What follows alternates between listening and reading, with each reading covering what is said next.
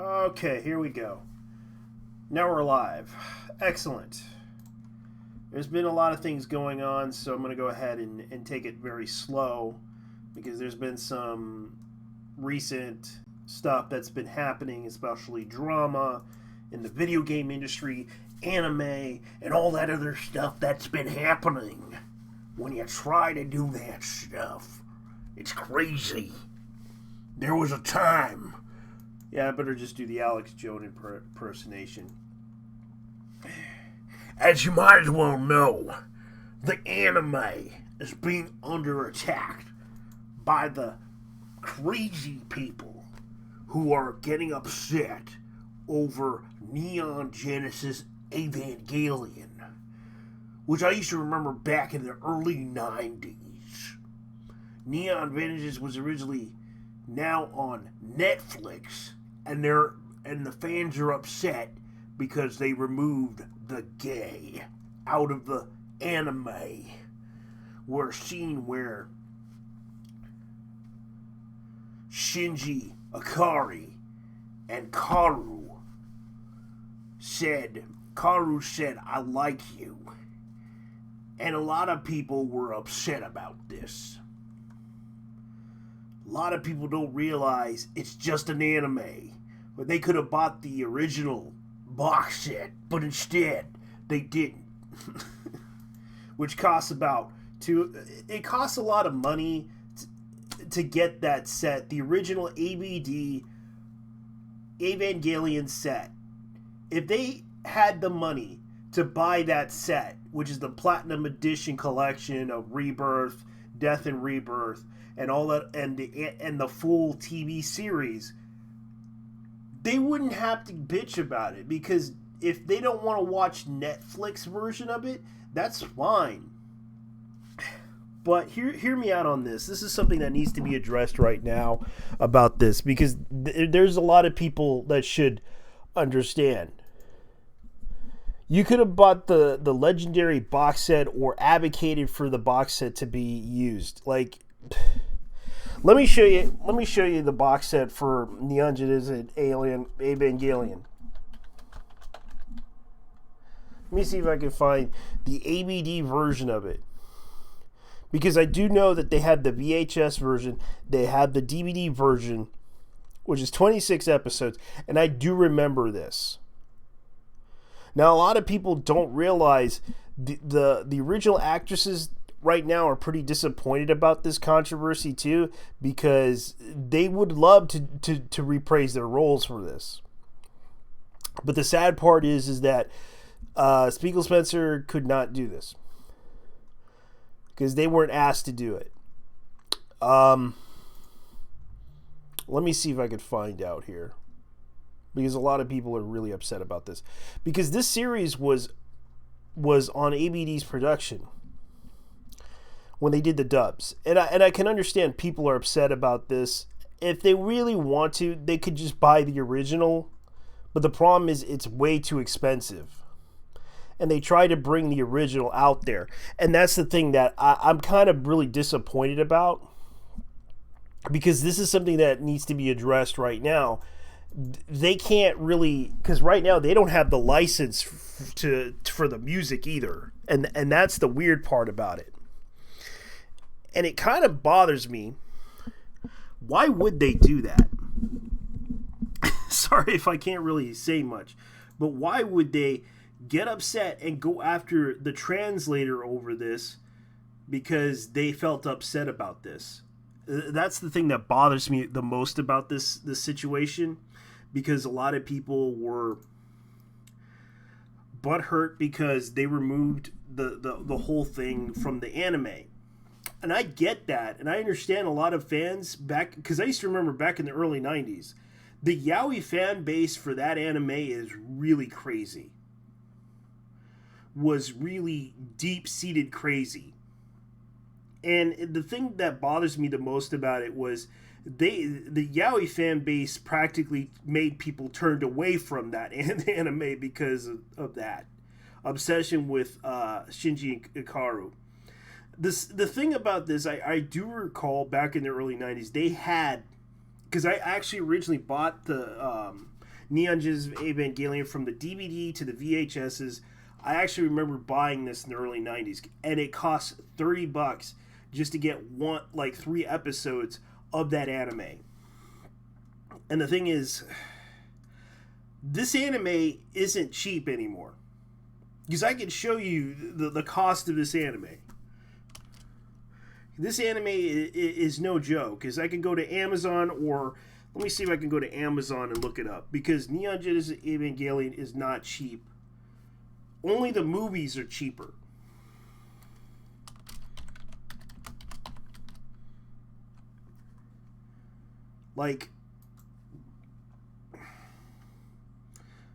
Which is no longer around.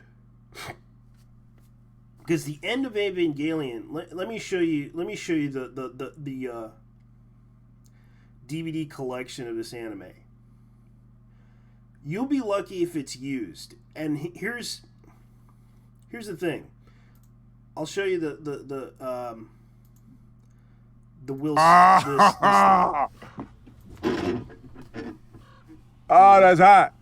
That's hot. This is pretty much what you would expect. This costs for one episode just to get this anime.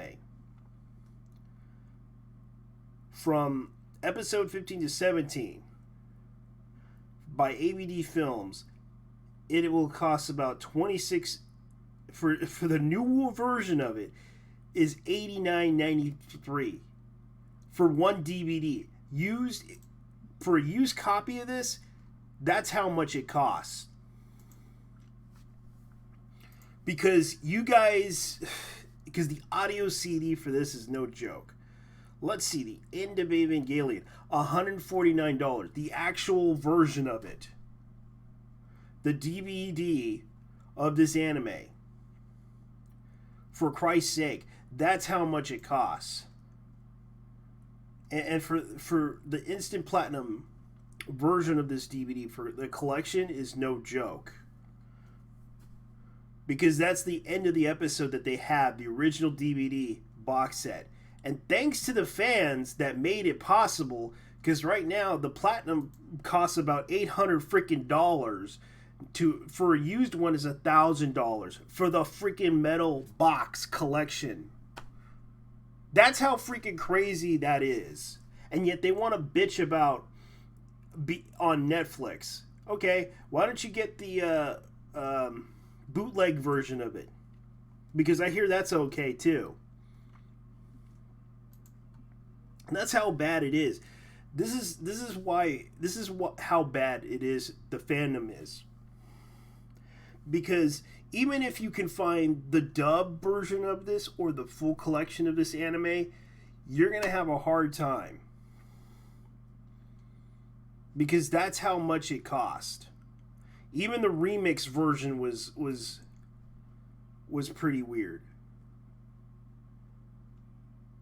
Because you can see right here, the Platinum Collection is about $200. The manga hardcover is about probably around $30, but you can get it for half off. That's a good thing. Okay, and you can see right here, that's how expensive it is.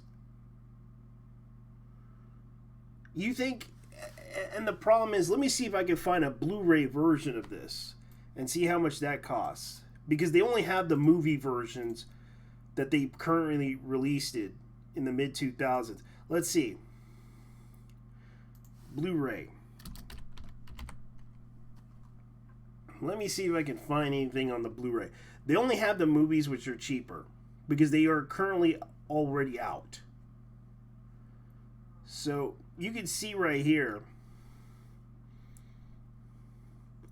that's $600 freaking dollars right there. If you want the original Japanese version of the Blu-ray box set, you'll be asking for almost that much amount of money.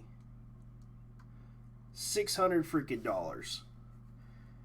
And yet they put it out on Netflix. So if you want the original Japanese version, go ahead and spend that money on there. If you want to bitch about the dub being that bad. Because that's how bad it is. And that's how hard it is for the fans who actually like this series can't get a decent copy of this anime. So be thankful they put it out on Netflix, because that's how bad it is. And oh boy, that's how bad it is.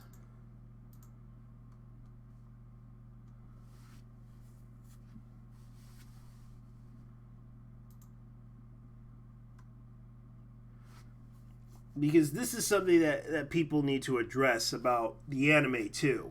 And yet they want to bitch about, oh, they censored out Shinji and Karu's gay love it story. Oh my god. It's like, Jesus Christ. I don't get why you people do this. And that's the reason why the fan base gets ruined. Because you guys want to bitch about, oh, that part. And that's the reason why we get more expensive anime like this.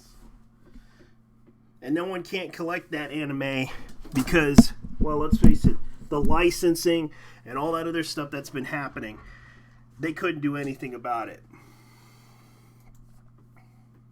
So be thankful they actually tried to release that anime on Netflix. But unfortunately,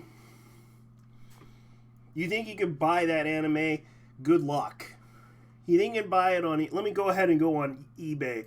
Let's go ahead and look at eBay, because I want to see how eBay right now is handling themselves.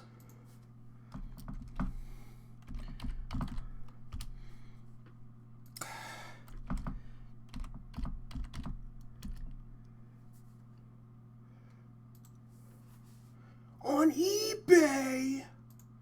Let's go ahead and look it up.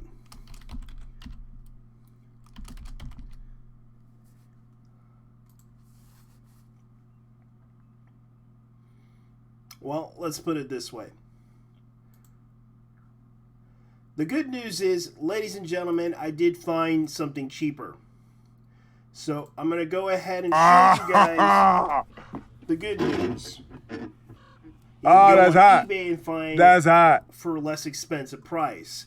Because right now, people are selling it at a less expensive price now. So, here we go. We got one for $98 that came out in 2002. That's right, ladies and gentlemen. These are the full collection of the animes you can buy. As you can see, even the bootleg version. So let's see here.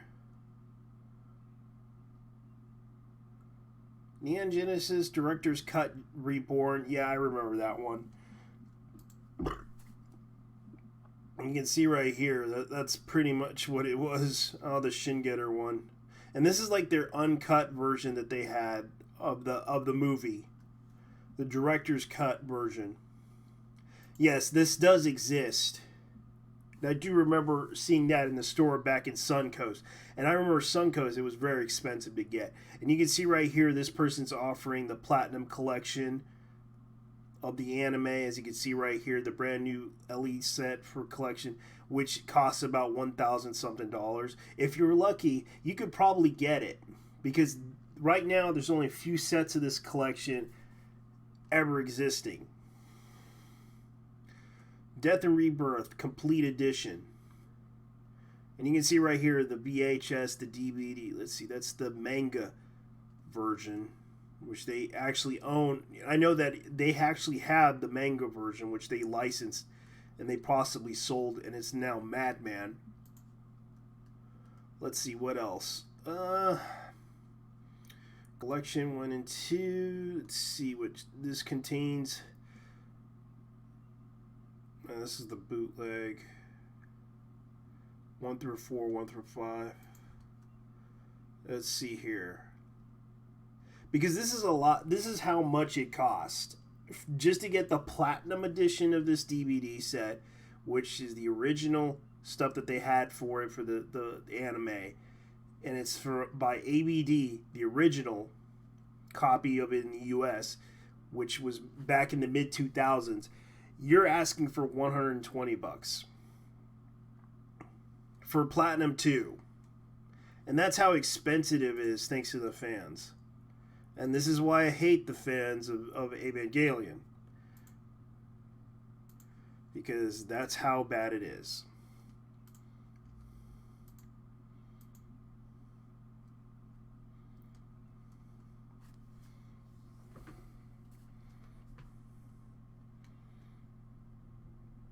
That's how bad it is. And I really hate that. I really hate when that happens because that anime was pretty bad back then. So Neon Genesis Evangelion, good luck trying to find a good, decent copy of that anime. Because there's no way you'll get the Blu-ray. There will be a Blu-ray set in the near future. And I wish they released it. Let me see if I can find out if they have a Neon Genesis Evangelion Blu-ray set. Because they're probably not gonna give those out. Because I wish they did a Blu-ray set. It would be cool if they had a Blu-ray box set of this anime. Because it would have been good.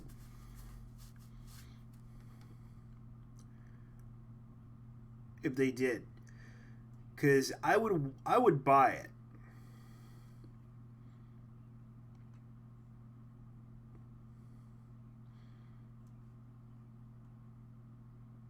Let me see if I can find it. Because I know they have it. Here it is. It's about $200 freaking dollars for this series. Amazon Animation, Neon Genesis Evangelion set. The animation, but it's only available in Japan. They have not released it in the US. It's only $600 and something dollars. So, ladies and gentlemen, screw this. That anime is gone. $600 for the original Japanese Blu-ray.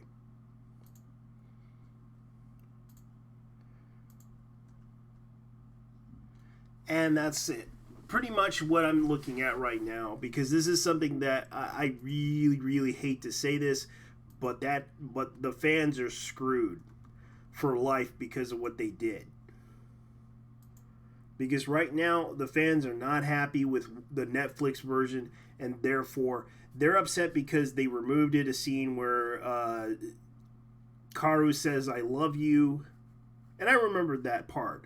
I actually watched that episode. And of course, Shinji,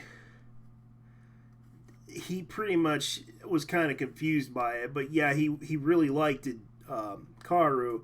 But unfortunately, Kaoru turned out to be an angel and then betrayed him. Yes, I watched that whole series myself. I regret that I actually sold that anime. Because that anime was a mindfuck anime. And if you don't believe me, go ahead and ask me. If you want to discredit me, go ahead. Because that anime was really a mindfuck. Let's see if I can remember something else. Let me look up some interesting news here. Because this has got to be some crazy ass stuff here. Let me look up something.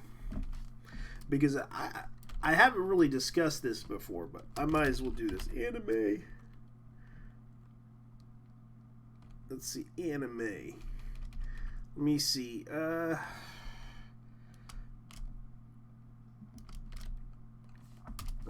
See what Niche Gamer has to offer here, because I want to see what they have.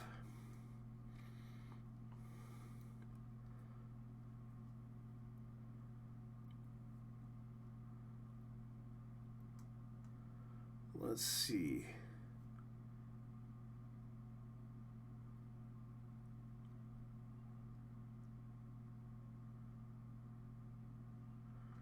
Let's see here.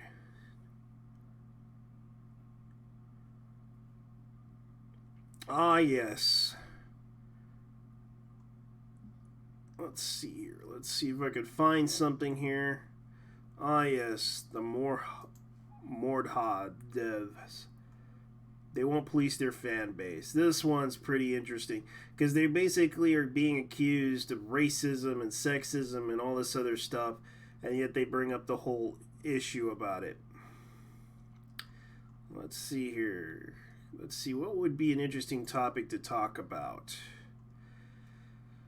Because I will show you guys something here. Let me see if I can find it, because this is how bad it is with the fandom of Neon Genesis Evangelion, because a lot of people are talking about this issue, and it's getting to the point that it kind of shows that the fans are crazy. Oh, that's hot. That's hot. Here's what's going on. The Neon Genesis Evangelion translator comes under fire from social media agitators for Strike Witch's character. Now, let me put it this way. This is what was going on.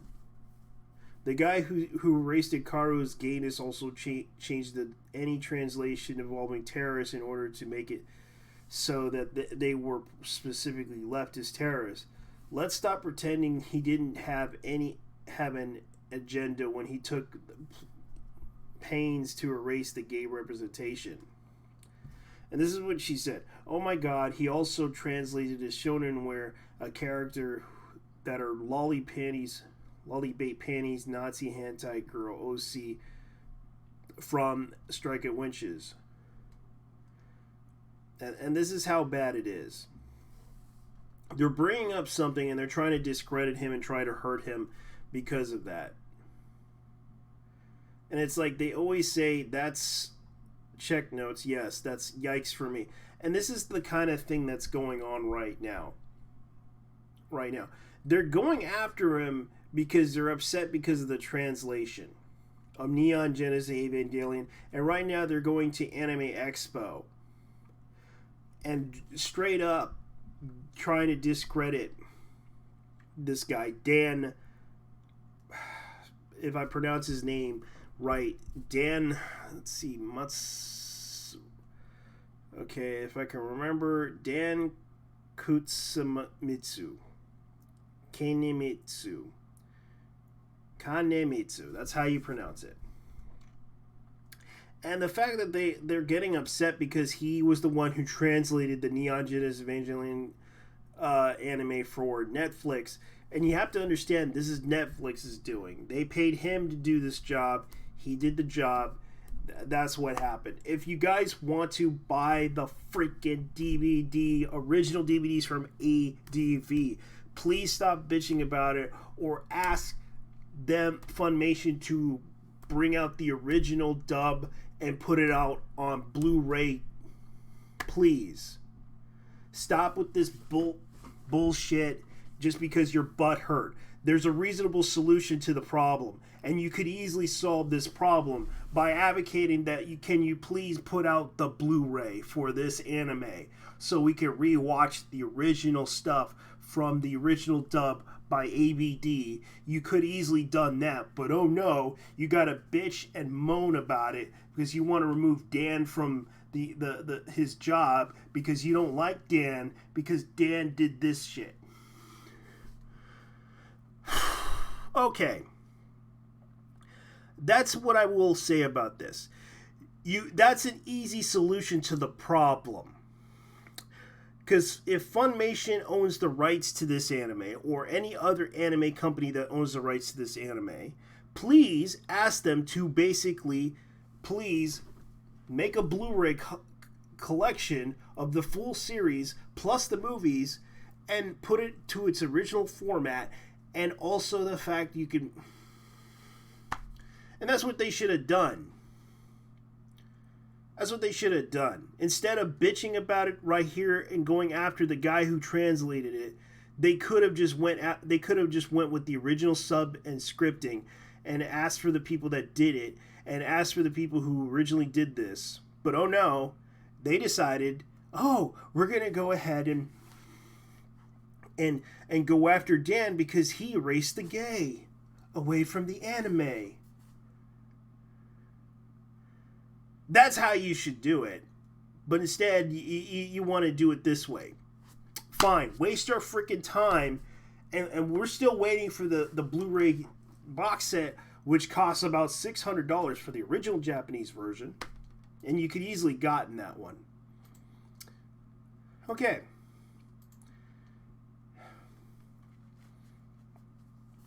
That's what they could have done.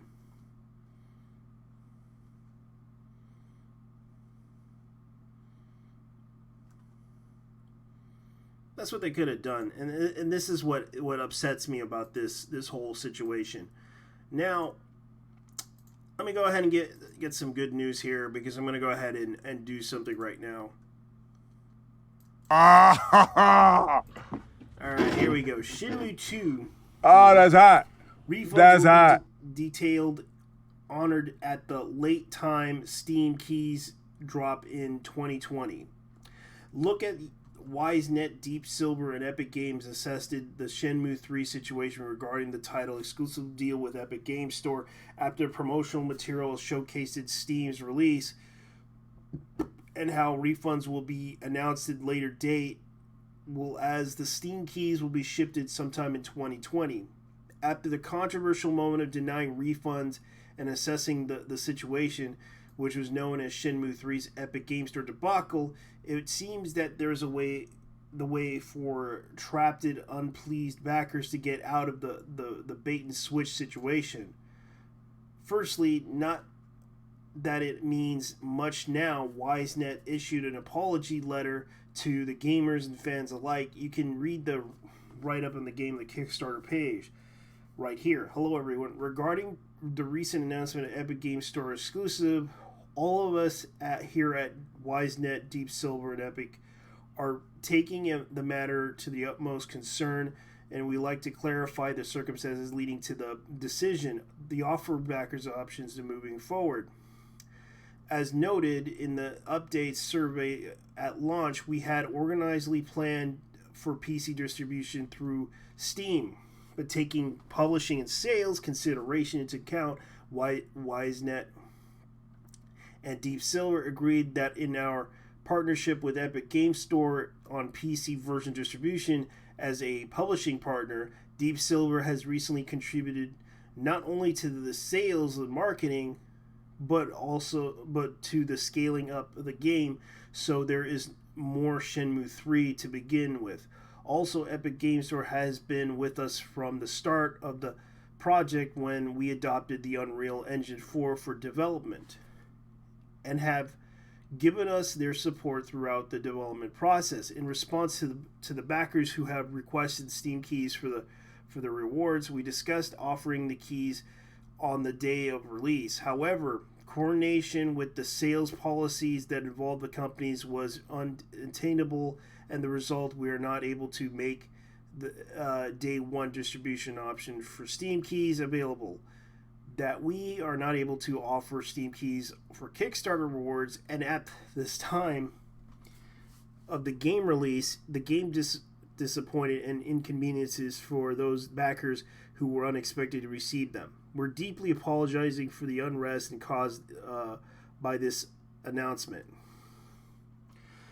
And let's see, let's skip over here. Concerning refunds, along with Deep Silver and Epic Games, we have agreed that should be above proposal not acceptable for backers to refund requests, but honored it. Details concerning the refund request process announced in a follow-up update. We have asked your patience until this time. In this case, rewards within the reward tier, such as in-game content, have already been created and implemented. Fulfilling the refunds will not be possible. Yeah, that's pretty sad for for Shenmue 3. Yep, that's pretty bad. Until 2020, y'all. We gotta wait until next year, so screw you bitches. We out. That's what they're probably saying right now.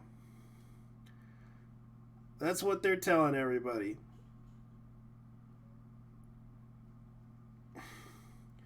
Screw you bitches, we out. We're going to Epic. That's what they're saying.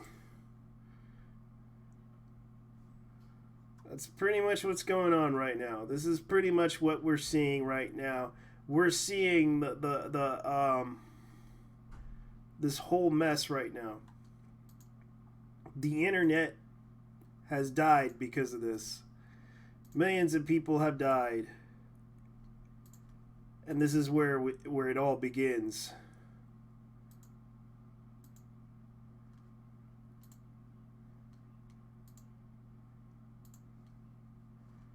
Let's see here. I'm looking into something. I'm looking for something that we could all talk about. Let me go ahead and do something here. I'll be right back. I'm going to go ahead and post a video here and see what happens. Let me see if I can find something that could be interesting and entertaining to watch. Because a lot of people are talking about this. Because this is going to be fun to talk about. So let's see here. Let's talk about... let's see. Let's see here. I did watch something here. Let me go ahead and look it up. Because I watched this video. Let's see if I can watch it live. Alright. Let's see. Let's see here. Drama.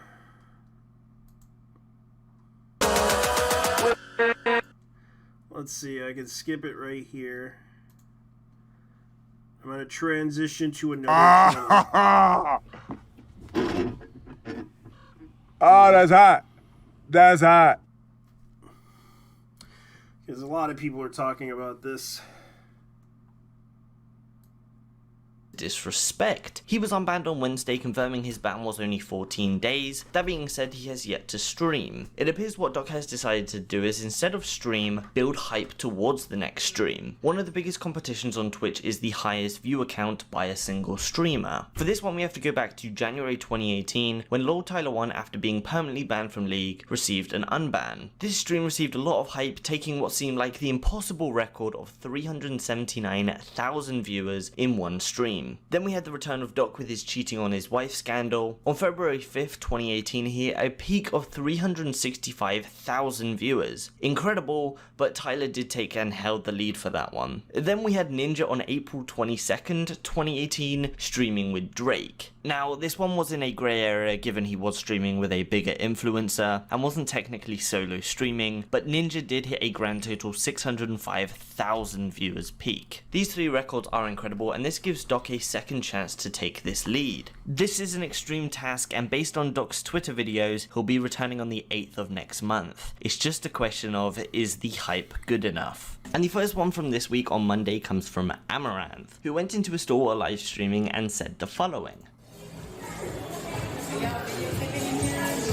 Oh, we're just video chatting. Is that not okay?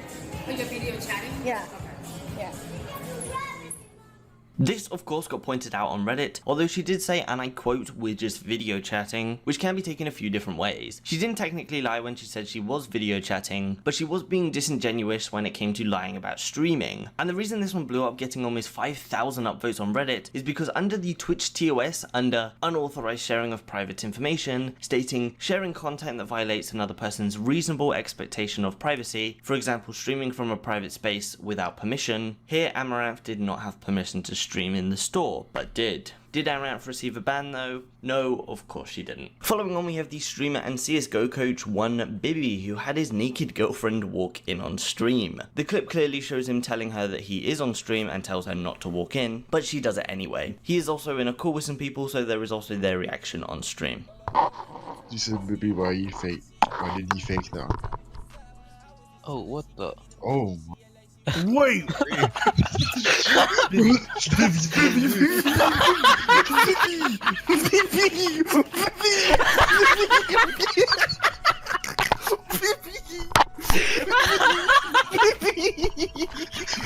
MrBeast did receive a ban for this one, but he has now been unbanned. Then also on Monday, we got Ninja rage quitting the Minecraft Monday event. During this event, a bunch of YouTubers and Twitch streamers battle it out to survive in a battle royale game mode in Minecraft. In the event, Ninja and the real MrBeast got put together, and it turns out Ninja and MrBeast aren't very good at the game. I did watch the games through, and in the first game, Ninja and MrBeast fell into cobwebs and didn't know how to get out. That one was okay though, because the server crashed and the game didn't count. In the second game, Ninja was killed early with no kills. In the third game, Ninja was again killed, but this time later on, and this time with 3 kills. And then in the fourth and final game for Ninja, he wonders why he can't open a chest with a block above it, and then decides to quit. Here's the clip. Get out of here. It won't let me open it. That's because there's a block above it. Alright, I don't know. Let's get out of here. Oh, he has a sword. No, fuck. Bro, No. Why is there a chest with a block over top of it? Like, what the F is going on, man? Oh, come on, dude. That's so dumb. I'm not watching this game. I'm out. That's it. That's my last one, dude. I can't do it anymore. Guys, thank you so much for watching, man. Unfortunately, I'm tapping out. That's as much Minecraft as I can take. I'm so glad you're tapping out too, because I don't feel. There's no way. Afterwards, Ninja gave the reason that he was running on no sleep, then responding to that tweet saying that they also need to practice, and MrBeast agreed. On to Tuesday, we have one from Periscope, which is another streaming platform, with the streamer at LeonardoMoore23, while streaming in a parking lot, almost got hit by another car clearly speeding. This car misses and ends up hitting a tree, and so here's the clip. It's nothing like, we're just... Yo! Oh, what the fuck? Yo, man. Really, bro? Fucking idiot. Really, goddamn? Fucking crazy. Deserve that fucking shit, man. Bro, fucking crazy.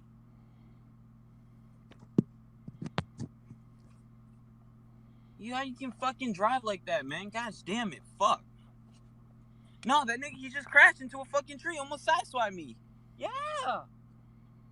Shortly after, the streamer does end up just driving away. Then on to Wednesday, we got subscriber-only streams, which 4 weeks ago we had the initial sneak peek at the feature, which is now live, and we can see the outcome. Pretty much the same as before, you get 5 minutes to watch the stream, which Twitch then kick you out and say hand over the money if you want to continue watching. So far, not many streams are taking advantage of this sub-only content, but we do have one from Saturday and the streamer Growscore, who was doing his sub-only stream to find out one of his subs was restreaming the content to YouTube.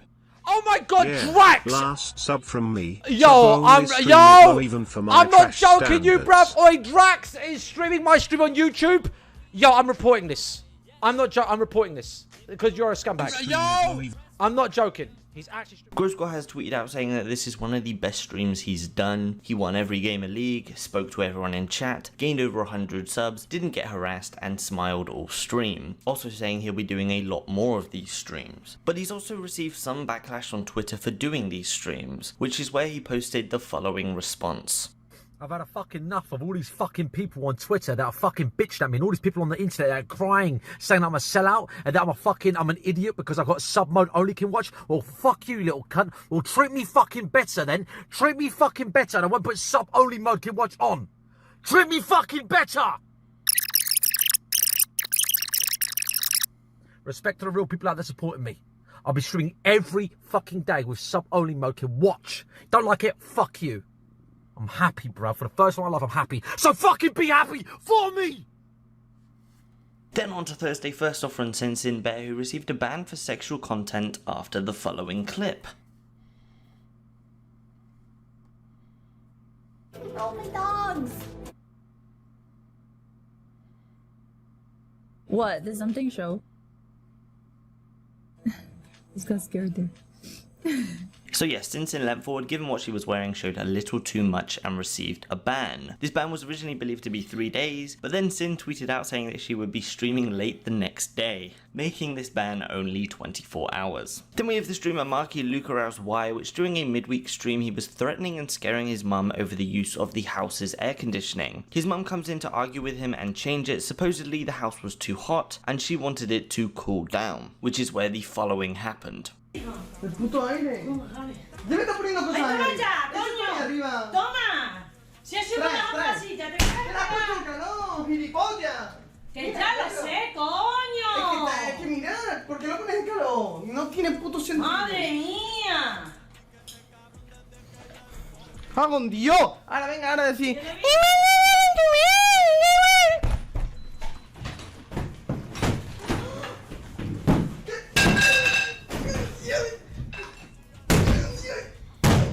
¡Pero nada, suéltalo!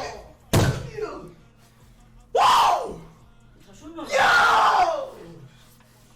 Ya está, ya me he estresado.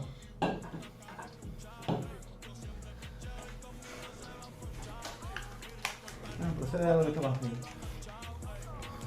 Me tendré que recuperar la sangre, porque es que me he quedado sin sangre. Ten calor eso, mamá.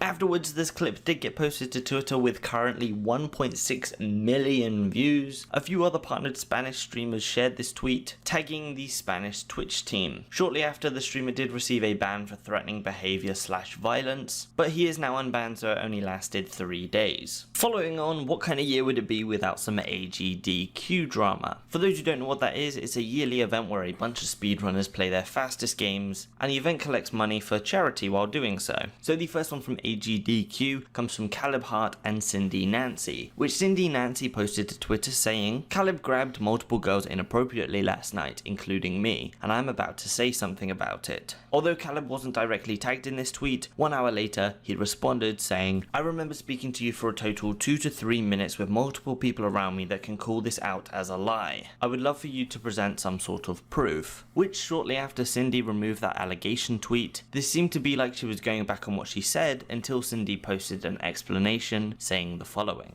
"I want to clear some things up. I felt that I was touched / grabbed inappropriately last night, and I was able to brush it off until I heard the same thing from multiple other people. There were also accounts of inappropriate and threatening language. As these conversations grew, more and more people told me the same thing. I do not feel safe. So I took it upon myself to say something publicly. I hope that this would make people aware, as well as influence other people to speak up if they too felt unsafe. I also hope that anyone who may be guilty of inappropriately touching or threatening language would learn to check their behaviour. I have nothing to gain from reporting what I felt and witnessed, other than some peace of mind that it won't happen again. My main priority is that everyone at this event feels safe and comfortable. Everyone here is like family to me, and nobody messes with my family." Aside from the response, there isn't any follow-on for that one. Then from the streamer Dr_Fatboy tweeting out, "Just got punched in the face 8 times at GDQ, ask me anything." Then posting a follow-up tweet saying the guy who attacked him stating he is also selling drugs at the hotel, which this streamer then got kicked out of the event. He did tweet out saying that it was the hotel and not AGDQ that kicked him out, but the outcome is that he's no longer at Games Done Quick. And the last one for this week comes from the streamer Eligato, so first up, here's the clip.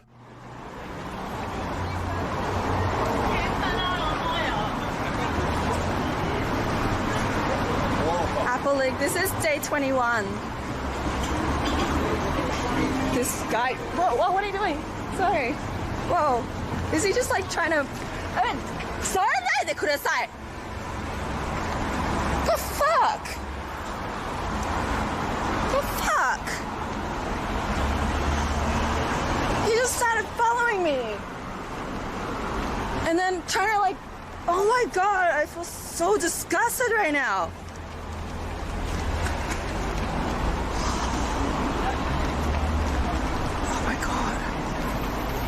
God. So yes, Eligato is IRL streaming and is followed by this guy. The guy then goes to grab the streamer's ass, and the streamer has now been banned just minutes after this clip came out. It's been 24 hours and she's currently still banned, so next week we'll just have to see. And as far as the reason goes, your guess is as good as mine. And that is actually it for the video today. As always, links to everything I spoke about will be in the description. I want to thank you guys for watching as normal, and I hope to see you in the next one.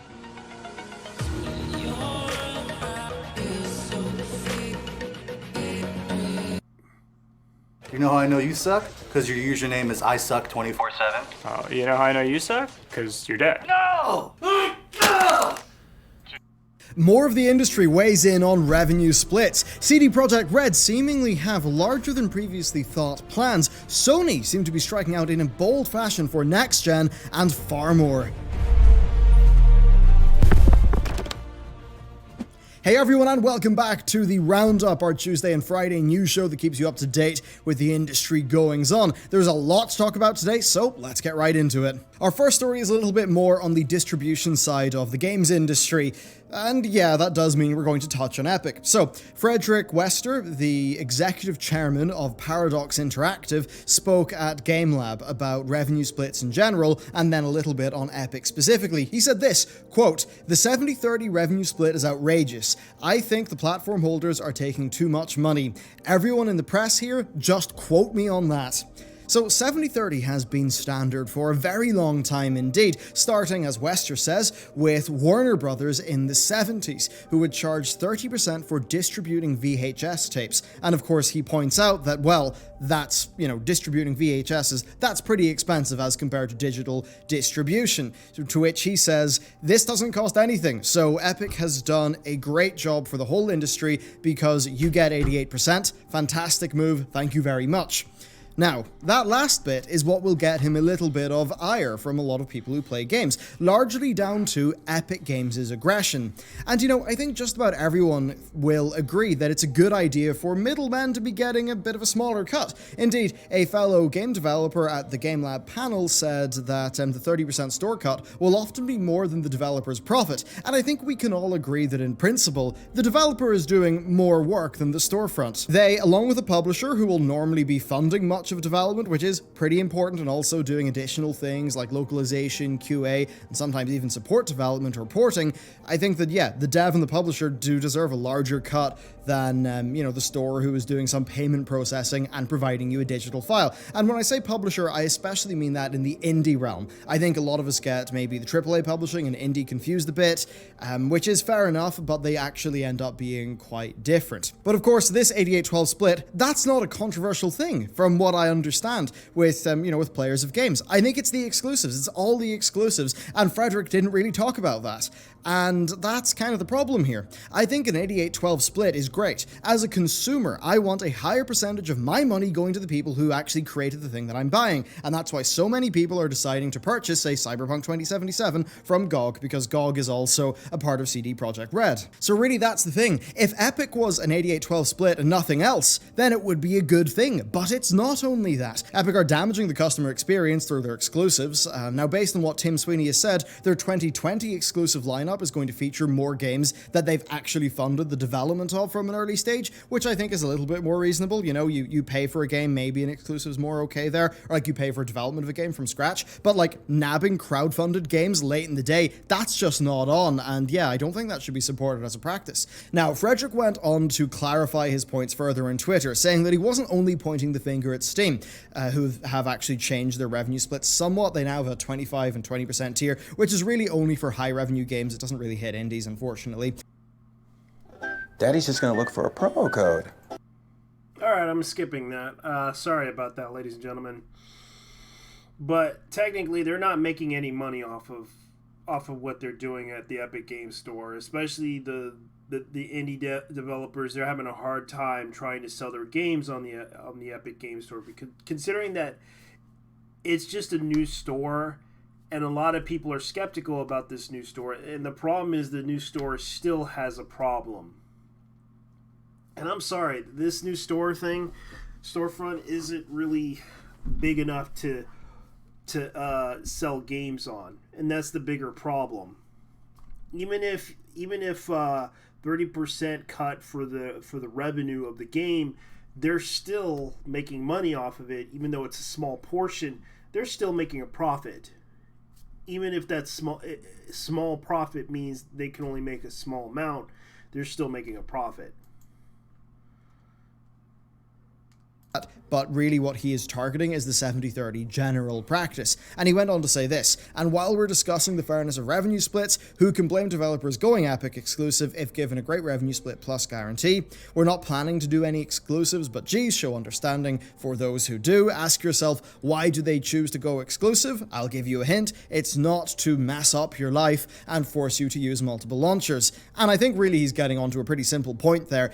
Indies are often cash strapped, and, it's they need the revenue in, and I suppose it's the security that really will make people go with an Epic exclusive if they have that choice. Once more, I think it's about different perspectives. Customers and developers just have to deal with different problems. And I mean, from my perspective, like, if when we're releasing a game, I want it to be on as many storefronts as is possible so that people have choice. You want to buy it DRM free in GOG? Go ahead. You want to buy it, I don't know, so we get a slightly higher cut on Epic? Sure. If you want all your Steam features, buy it in Steam. From my perspective, I just want to be able to put our stuff on as many stores as we can and just give consumers the choice. And certainly if we were to do that and it was on multiple stores, I think I'd be happy enough to show like some numbers and like the split between stores. I think you guys would find that interesting. But yeah, I think it really does just come down to different perspectives. From a developer's perspective, a lot of that stuff makes a bit more sense. But from a consumer's perspective, it's like, yeah, I don't like having multiple launchers. It's a bit of a pain in the ass, especially when one of them is pretty darn rubbish. So yeah, it's all unfortunate, and I hope we get past this awkward period a lot faster than we seem to be. Fundamentally, I'm okay with exclusives if it is on a platform that the company who are doing the exclusives have built. I'm okay with Microsoft and Sony having their exclusives. But when it's just a software platform and it's just paying to not put a game somewhere else, you know, you're literally paying a publisher not to publish their game, I mean, come on. It's obviously a bad thing for customers. Then next, we've got a quick update from CD Projekt Red. Now, this is from a Polish interview, and basically they said that overall they have 5 teams, and that 3 of those teams are working on Cyberpunk-related titles. There's Cyberpunk 2077, and then there is their next big game that they say is big and innovative, and I believe a 2021 release, which, I mean, I saw in the interview and I thought, 2021, that seems a bit ambitious, but supposedly they have another major title in the Cyberpunk universe. It could be that that is a game that is maybe piggybacking off a lot of the work done for 2077, and that there is then also a rumored standalone Cyberpunk multiplayer game that they talked about as well. So overall, what does this show us? Well, they're really committing pretty hard on Cyberpunk, and going through the interview, they talked about how Cyberpunk pre-orders were doing super well. And then, of course, some of those pre-orders are also happening on GOG, which means that they will get 100% of the revenue. So overall, it seems to be a very rosy picture for CD Projekt Red indeed. They pretty much have widespread love from people who actually play games, and it all seems to be going well. They're certainly investing very heavily in this. It seems to actually be tracking somewhat above The Witcher 3. They did say that pre-orders were tracking above Witcher 3 and that they're feeling better about that. So it certainly will be an interesting period of time for the studio. Now, next up, we've got a less happy story, G2A. So, the grey market key reseller, G2A, is no stranger to controversy, having been in the headlines before, facing off against TinyBuild, and having to deal with a Gearbox deal falling through, as well as drawing the ire of Total Biscuit, Level Cap, many other YouTubers, and they're once again under fire thanks to Mike Rose, the founder of publisher No More Robots. Now, upon a Google search for Descenders, one of the games that they publish, he found sponsored G2A ads at the top of that list, and he explained that neither publisher nor studio gets any money from the G2A sales, and that players should pirate their games instead of going to G2A. The developers of Descenders, Rage Squid, backed him up in this, retweeting his initial outburst and adding, "Please torrent our games instead of buying them on G2A." Amongst others, Vlambeer's Rami Ismail threw his 2 cents in, adding that key resellers can potentially cost developers time in dealing with fake key requests and then credit card chargebacks, which is really something that happened in that TinyBuild story, which was very damaging to them. Now, to briefly explain the issue with their business model, they allow for third parties to sell keys through their site. Now, that's fine in theory, and even good for consumer freedom, but key reselling sites have issues with stolen keys. So, stolen credit cards are used to purchase large numbers of game keys from a developer's website, then those keys are resold on the likes of G2A for greatly reduced prices. Then later, when the credit card companies issue chargebacks for the fraudulent purchases, the developer takes a massive financial hit because of the fees involved. G2A are well aware that this happens, and historically, they've let it happen. Now, they used to offer something called G2A Shield, which was a subscription service that basically they pressured you into purchasing alongside game keys. Now, yeah, they basically extort money from you, and I actually used this store once. Actually several times, and I was really upset how the keys weren't working. A lot of people complained when I actually did a giveaway one time. Do not use this store. and I know that a lot of people have been advertising this store a lot, and G2A used to be a really great store back then, but then the whole gray market kind of slumped in when people started selling keys and started making money off of it, and those keys were already in use and they were already sold. And the sad part is that those keys were useless. And then of course they give you this deal where we give you the security to protect your information, all this other crap. The benefit of it, if you get a key, you'll get something back. And I'm just like, okay, can I get my money back from this? No, you don't get your money back. They just basically take your money. Now, this service would, amongst other benefits, protect your purchases for a few dollars a month, so if you received a key that did not work or got revoked, they'd give you a free replacement. And the fact that that is one of its selling points is a clear admission that they know they might or probably are selling stolen goods. Now, they offer G2A Plus instead of Shield these days, but it's pretty much similar benefits but rebranded. If this was... Yeah, and it was rebranded because they couldn't really convince people to stay on the platform. I had to jump through hoops, and I remembered this. I had to jump through hoops just to get through their little, please stay with us, blah, blah, blah. They were begging people to stay with them. And that's how bad it was. And a lot of people realized how bad it was to stay with them. Just say no when you try to get off this thing. I had to get off of it because it was costing me money.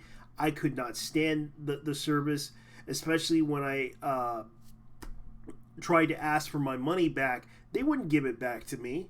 They wouldn't. They basically just take the money. Here we go. They take like a monthly service fee, and of course, take it off. Wasn't shady enough. There are many posts across the internet of people unaware they were signed up to G2A Shield and couldn't figure out how to unsubscribe. And really, this is all just behavior that G2A willfully engaged in. They are really bad actors. Now, despite this, they've defended themselves as a legitimate business, and they've made moves to improve their reputation, including G2A Direct, which allows developers to sell keys directly through G2A, although that does not seem to have landed very well, and personally, as a developer, I would never put our games on anything that would give G2A profit, and yeah, please pirate anything we do instead of G2A. Now, the main draw is still selling keys for cheaper on G2A, and the thing is, that's still in many cases accomplished through fraud, and that stuff is way larger scale than you'd think. Mike Rose brought up one last point. G2A apparently prepared statements for their sponsored streamers and influencers to give after his tweets. They've historically leveraged streamers and YouTubers to strong effect, offering discount codes, using trusted names and faces to legitimize themselves and get users. It's true. They have done this with MXR. For those who don't know, he's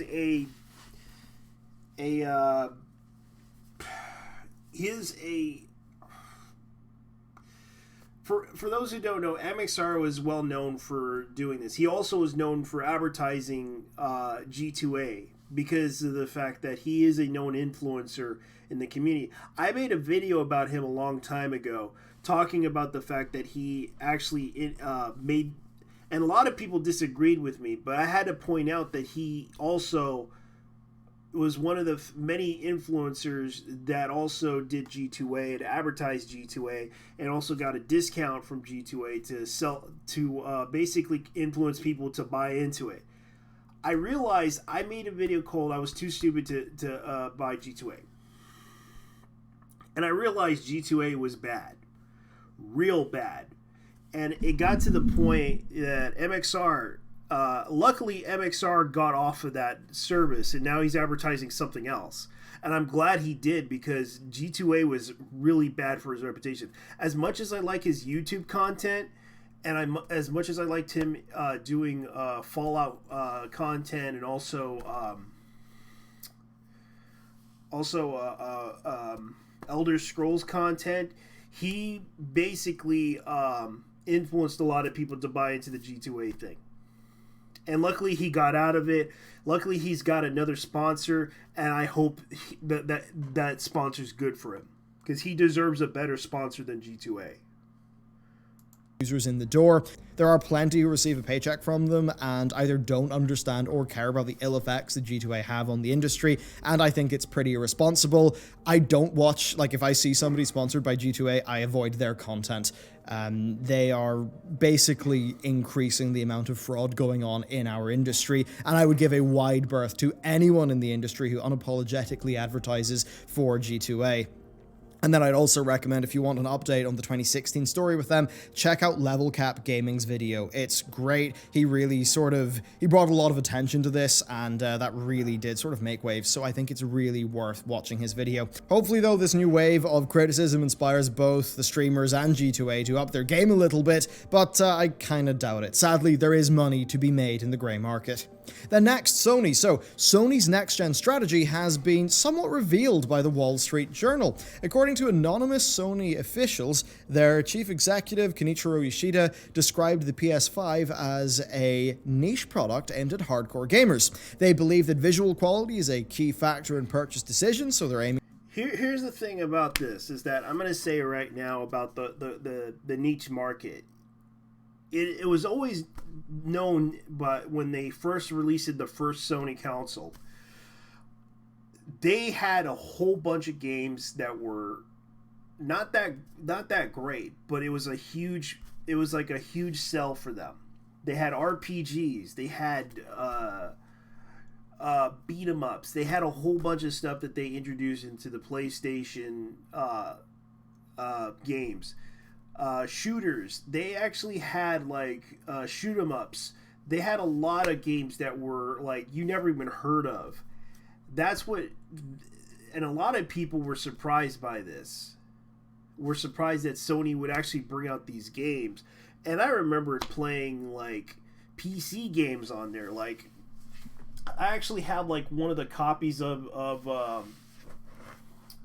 let me see if I can look for it.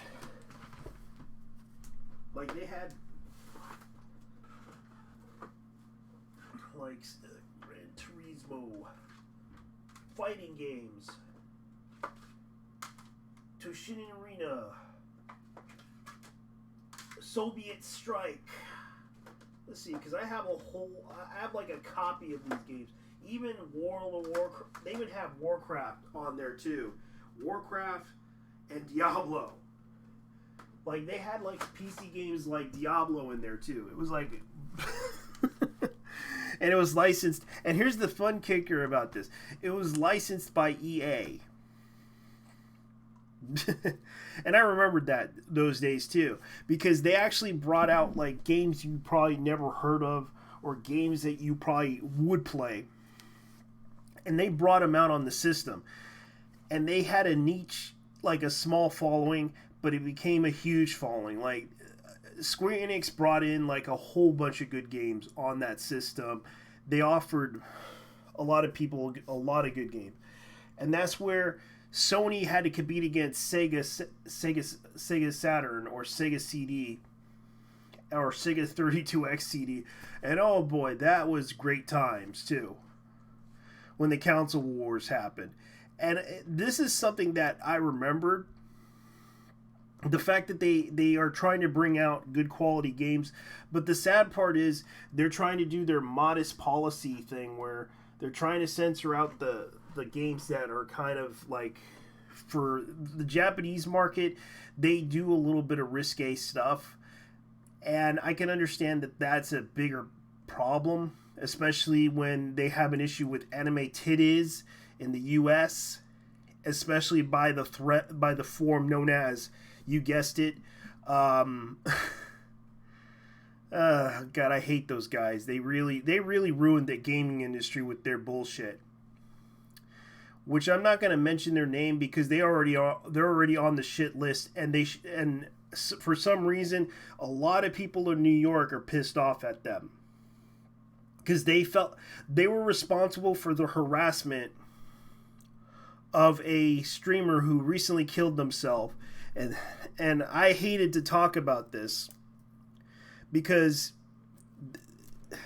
a lot of people were talking about them, and of course they were responsible for it because they were legitimately trolling him, trying to make him commit suicide, and he did. He jumped off the bridge in New York, and that his name everyone knows is Etika, but his real name is Dominique. And I don't know why anyone in the game industry cows down to these assholes for some reason, and I don't know why they have to listen to them. And the thing that bothered me about it is that they should never be listened to. I don't know why anyone in the industry would listen to these assholes, because what they have done, they harassed a black man and no one's talking about it. But as far as I know, Sony right now is trying to compete against the Nintendo Switch, trying to grab into that demographic. And right now, Nintendo is actually fighting for that for the top notch right here. Because from what I understand from game sales, let me see if I can look it up. Let's see, video game charts, BG charts right now. They are slowly catching up to the Xbox, and right now Sony's PlayStation 4 is up by the 96 million. But their next generation system, they're going to try to possibly get it out there. Hopefully, in the next year, they will probably beat out Xbox, because right now they are at the 35 million mark. They'll probably hit the 40 million mark, because right now the Nintendo Switch is actually a pretty good system, even though it isn't like the best system considering what happened when they released it, Bloodstain, and a lot of people were complaining about it, but it's still a good game. By far, a lot of people are talking about this, and as me and myself, I have to agree with a lot of people about it, is that right now, their biggest top sellers right now, as you can see,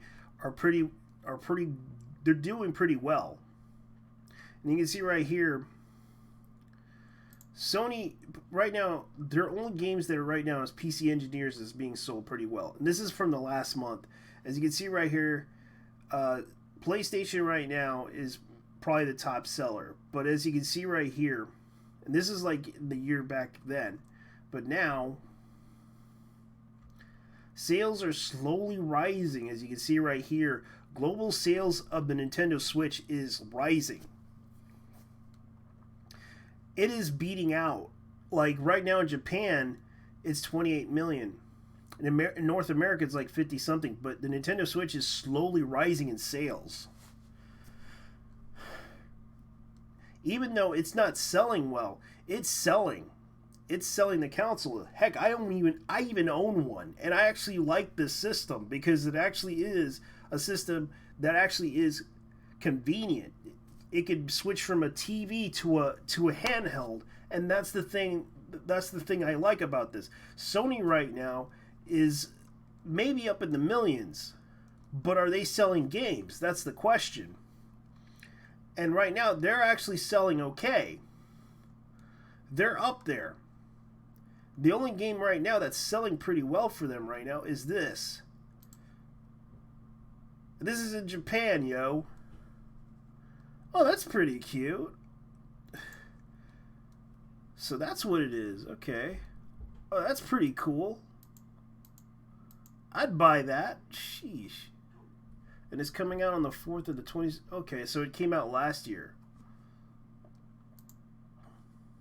Now that's something I would buy. As far as I know, this game, I could say right now, all sales of the game right now and the top sellers right now is pretty big. But as far as I know, this is pretty cool. So that's pretty much it, as you can see. So I'm going to continue on. Aiming for 8K resolution and graphical quality to match. They are supposedly concentrating on large publishers and their internal AAA exclusives, largely ignoring smaller independent developers due to limited resources. In fact, they're actually not going to be showing indies off at Tokyo Game Show this year. Yeah, so this is the same mistake that Nintendo did. They actually tried to do that to snub indie developers out of their considering what happened with Sony's let me see, what was that game that they had that became a really big deal for them? It was No Man's Sky. That was an indie game that was developed, and it was hugely popular, but it turned into a shit show for Sony. And as I recall, they actually were upset about this. As far as I know, this is pretty much it. So let's continue on. Despite that being a strong and consistent part of their marketing with the PS4. Now, this is not to say that the PS5 won't have indie games, but that Sony just won't be putting that much effort into reaching out to them, seemingly. It could be that this Wall Street Journal report is just getting, like, you know, a slice of the pie, a part of the picture. Now, part of me wonders if they maybe saw the damage done to their brand by the overwhelming amount of indie games in their store. Maybe they felt like that was taking away emphasis from their sort of blockbuster offerings, perhaps, much like we saw with, Steam and the advent of Greenlight and Direct. That's not all for Sony, though, as Jim Ryan was interviewed by Nikkei, and he said they are considering mergers and acquisitions of game development companies because they believe that content is significantly more important now that Google and others are entering the industry. He says they have 25 years of experience in big assets, so they will be happy to welcome new companies entering the market with hope. That sounds good to me, right? With creativity and fresh ideas being bolstered by existing experience and resources. Sadly, though, if the Wall Street Journal sources are accurate, that might not be put to use in the indie realm. You know how I know you suck? Because your username is I hate that advertisement. Ugh.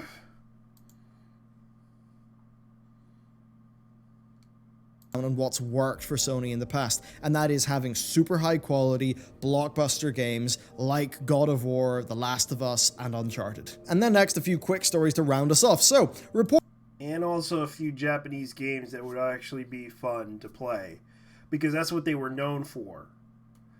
Because a lot of the games that actually sold really well for them was Japanese games, and some of them came off the wall. Like, I remembered Final Fantasy VII became their biggest seller.